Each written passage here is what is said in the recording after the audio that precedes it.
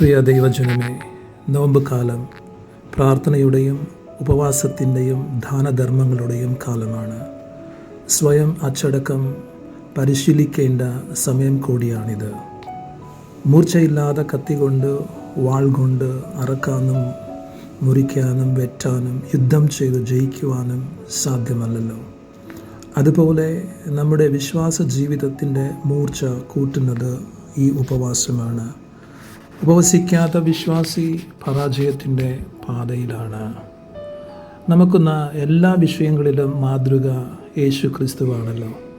മത്തായിയുടെ സുവിശേഷം 4-ാം അധ്യായം 1-11 മരുഭൂമിയിലെ യേശുവിൻ്റെ 40 ദിവസത്തെ ഉപവാസം കാണുവാൻ സാധിക്കും. എന്തുകൊണ്ടാണ് യേശു ക്രിസ്തു ഉപവസിച്ചത്?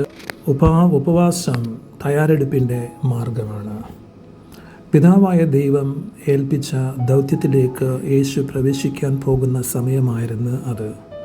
പിതാവായ ദൈവത്തിൻ്റെ ഉദ്ദേശ്യം, ദൗത്യം നിറവേറ്റാൻ യേശുവിന് ഉയരത്തിൽ നിന്നുള്ള ശക്തി ആവശ്യമായിരുന്നു. തനിക്ക് ചുറ്റും ലഭ്യമായ ശക്തികളെ ആശ്രയിച്ച് ദൈവത്തിൻ്റെ പദ്ധതി നിറവേറ്റാൻ യേശുവിന് സാധ്യം അല്ലായിരുന്നു. നാം നമ്മുടെ സ്വന്തം ശക്തി കൊണ്ടും നമ്മുടെ ചുറ്റും ലഭിക്കുന്ന ശക്തി കൊണ്ടും നമ്മുടെ സ്വന്തം ഇഷ്ടങ്ങളെ, ഉദ്ദേശങ്ങളെ ചെയ്ത് തീർക്കുവാൻ മാത്രം സാധിക്കും. ദൈവം നമ്മെ നമ്മുടെ കുടുംബങ്ങളിൽ ഒരു അപ്പനായിട്ടോ അമ്മയായിട്ടോ സഹോദരനായിട്ടോ സഹോദരിയായിട്ടോ കുഞ്ഞുങ്ങളായിട്ടോ ആക്കിയിരിക്കുന്നു. അവിടെ ദൈവത്തിൻ്റെ ഉദ്ദേശം, ദൗത്യം നിറവേറ്റണമെങ്കിൽ ഉയരത്തിൽ നിന്നുള്ള ശക്തി അത്യാവശ്യമാണ്.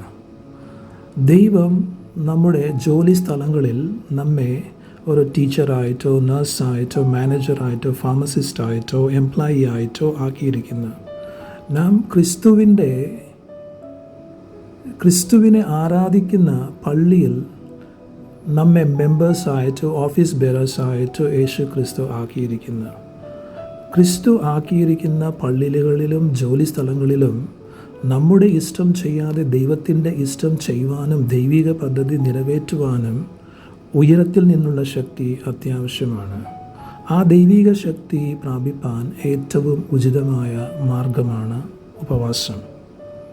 രണ്ടാമതായിട്ട് യേശുവിൻ്റെ ഉപവാസത്തിൽ കൂടി മനസ്സിലാക്കേണ്ട രണ്ടാമത്തെ കാര്യം, യേശു ജഡത്തിൻ്റെ ആഗ്രഹങ്ങളെ ഉപവാസത്തിൽ കൂടി നിഷേധിക്കുന്നു.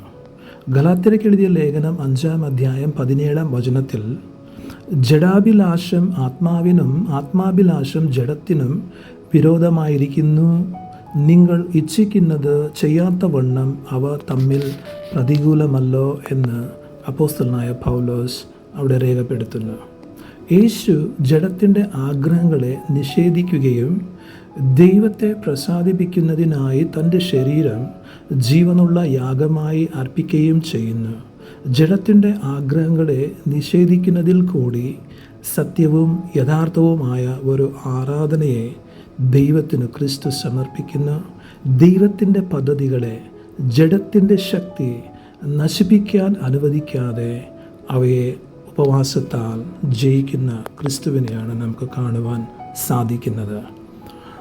മറ്റുള്ളവരോട് പ്രസംഗിച്ച ശേഷം ഞാൻ തന്നെ കൊള്ളരുതാത്തവനായി പോകാതിരിക്കേണ്ടതിന് എൻ്റെ ശരീരത്തെ ദണ്ഡിപ്പിച്ച് അടിമയാക്കുക അത്രേ ചെയ്യുന്നത് എന്ന് അപ്പോസ്തലനായ പൗലോസ് 1 കൊരിന്ത്യർ 9:27 വളരെ വ്യക്തമായിട്ട് പറയുന്നു. ശരീരത്തെ ദണ്ഡിപ്പിച്ച് അടിമയാക്കുക അത്രേ ചെയ്യുന്നത് എന്നാണ് അപ്പോസ്തലനായ പൗലോസ് പറയുന്നത്. ശരീരം എന്ന് പറയുമ്പോൾ നമ്മുടെ കണ്ണും നമ്മുടെ കാതുകൾ, നമ്മുടെ നാക്ക്, നമ്മുടെ വായ് നമ്മുടെ ശരീരത്തിൻ്റെ അവയവങ്ങളാണ്. ആ ശരീരത്തെ ഉപവാസത്താൽ ദണ്ഡിപ്പിച്ചില്ലെങ്കിൽ നമ്മൾ കൊള്ളരുതാത്തവരായി തീരാൻ സാധ്യത ഉണ്ട് എന്നുള്ളതാണ് അതിൻ്റെ അർത്ഥം. അങ്ങനെയുള്ള ശരീരം കൊണ്ട് ദൈവത്തെ സത്യത്തിലും ആത്മാവിലും ആരാധിപ്പാൻ സാധ്യമല്ല എന്നുള്ളത് വളരെ സത്യമാണ്. യേശുക്രിസ്തുവിൻ്റെ ഉപവാസത്തിൽ കൂടി നമ്മൾ മനസ്സിലാക്കേണ്ട മൂന്നാമത്തെ കാര്യം എന്ന് പറയുന്നത്, പ്രലോഭനങ്ങളെ ഉപവാസത്തിൽ കൂടി ജയിക്കുന്ന ക്രിസ്തുവിനെയാണ്. ഇന്ന് പരീക്ഷകളെ ജയിക്കാതെ പ്രലോഭനങ്ങൾക്ക് അകപ്പെട്ട് ജീവിക്കുന്നവരുടെ എണ്ണം വർദ്ധിച്ചു വരുന്നതാണ് നമുക്ക് കാണുവാൻ സാധിക്കുന്നത്. യേശു 40 ദിവസം ഉപവസിച്ച ശേഷം പിശാചിൻ്റെ പരീക്ഷകളെ, പ്രലോഭനങ്ങളെ നേരിടുന്നു. ഉപവാസത്താലും ദൈവത്തിൻ്റെ സത്യമായ വചനത്താലും പിശാചിൻ്റെ പരീക്ഷകളെ, പ്രലോഭനങ്ങളെ യേശു ജയിക്കുന്നു. നമുക്ക് പരീക്ഷകളെ, പ്രലോഭനങ്ങളെ ജയിക്കാൻ ഉപവാസവും ദൈവത്തിൻ്റെ സത്യവചനവും അല്ലാതെ വേറെ മാർഗമോ വേറെ ഷോർട്ട് കട്ട്സോ ഒന്നും ഇല്ല. ഈ നോമ്പ് നാളുകളിൽ നമ്മുടെ ഉപവാസം ഉയരത്തിൽ നിന്നുള്ള ശക്തിയാൽ ദൈവത്തിൻ്റെ ഉദ്ദേശ്യവും ദൗത്യവും നിറവേറ്റാനും നമ്മുടെ ശരീരത്തെ സജീവ യാഗമായി ദൈവത്തിന് സമർപ്പിച്ച് സത്യം കൊണ്ട്, ആത്മാവ് കൊണ്ട് ദൈവത്തെ ആരാധിപ്പാനും ജഡികമായ ശക്തികളെ നശിപ്പിപ്പാനും പിശാചിൻ്റെ പരീക്ഷകളെ, പ്രലോഭനങ്ങളെ ജയിപ്പാനും മുഖാന്തരമാകട്ടെ എന്ന് പ്രാർത്ഥിച്ചു കൊള്ളുന്നു. ആമേൻ.